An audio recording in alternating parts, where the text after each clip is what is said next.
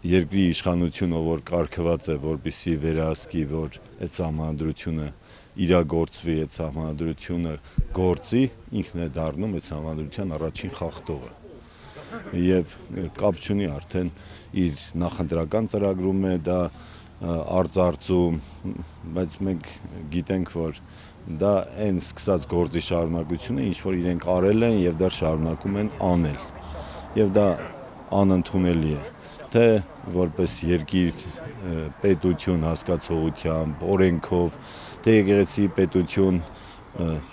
համագործակցությամբ, այդ նույն սահմանադրությամբ ամրագրված այն հարաբերություններով, որը նախատեսված է, որ պիտի լինի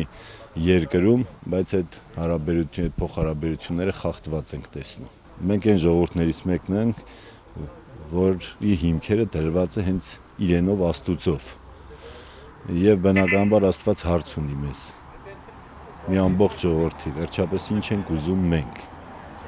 Ինչ ենք ուզում մենք, ինչ ծրագիր ունենք մենք որպես ազգ, ժողովուրդ,